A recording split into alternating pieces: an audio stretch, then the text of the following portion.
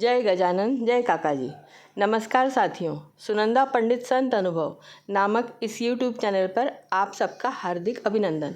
इससे पूर्व कि मैं अनुभव साझा करूं, आपसे नम्र विनंती है कि पसंद आने पर वीडियो को यूट्यूब पर लाइक करें, शेयर करें व चैनल को सब्सक्राइब करें। बेल आइकॉन अवश्य दबाएं, जिससे आने वाले वीडियो के नोटिफिकेशंस आपको मिलते रहें। आप भी अपना कोई अनुभव हमें बताना चाहें तो मुझे व्हाट्सएप नंबर 7024604960 पर अवश्य लिख भेजें। आपका कोई अनुभव डिस्क्रिप्शन बॉक्स में दी गई मेल आईडी पर भी हिंदी अथवा मराठी में लिखकर भेज सकते हैं। आपका अनुभव शेयर करने में हमें खुशी होगी। तो चलिए आज के अनुभव की शुरुआत करते हैं। श्री राम धनुष से संबंधित एक अद्भुत सत्य घटना बताने जा रही हूँ।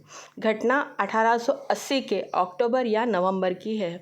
बनारस की एक रामलीला मंडली तुलसी गांव आई थी। मंडली में 22-24 कलाकार थे। पंडित कृपाराम दुबे जी उस रामलीला मंडली के निर्देशक थे। वही हारमोनियम बजाते, रामचरितमानस का पठन करते हुए संचालन करते थे।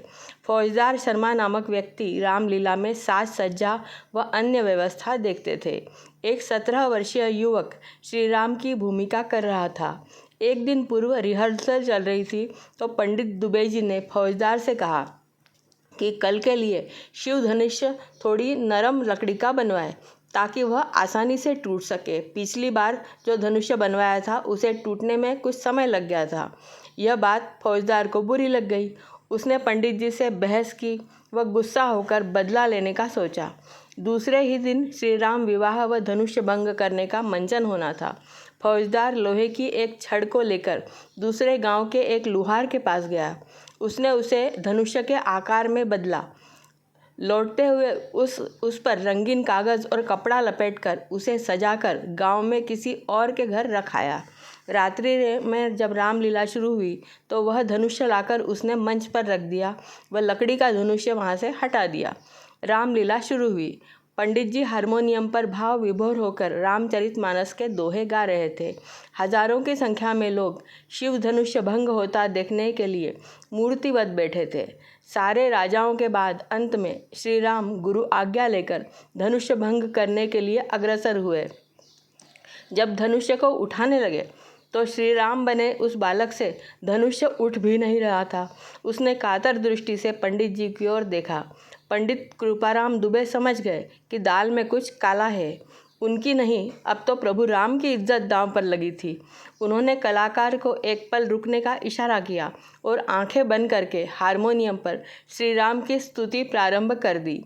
जो दर्शक वहाँ थे उन्होंने बताया कि जैसे ही पंडित जी ने आंखें बंद करके हारमोनियम बजाते हुए गाना प्रारंभ किया, हारमोनियम से दिव्य सुर निकलने लगे।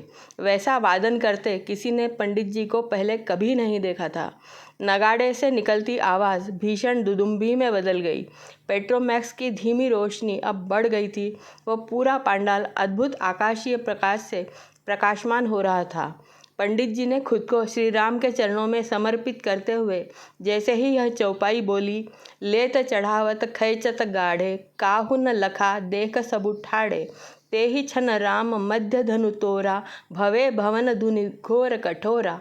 पंडित जी ने जैसे ही यह चौपाई बोली, आसमान से भीषण बिजली चमकी और लोहे के उस धनुष्य को कलाकार ने 2 भागों में तोड़ दिया। लोग बताते हैं कि यह सब एक पल में हो गया। धनुष्य टूटते ही सारी स्थिति सामान्य हो गई। लोग धनुष्य टूटने पर श्री राम के जयकारे लगा रहे थे। वह पंडित जी वहीं आंखों में अश्रुधारा लिए उस धनुष्य व कलाकार के आगे ही नतमस्तक हो गए थे। वे श्रद्धानवत होकर रो रहे थे। श्री राम सबके हैं, एक बार श्री राम का होकर तो देखिए। जय जय श्री राम।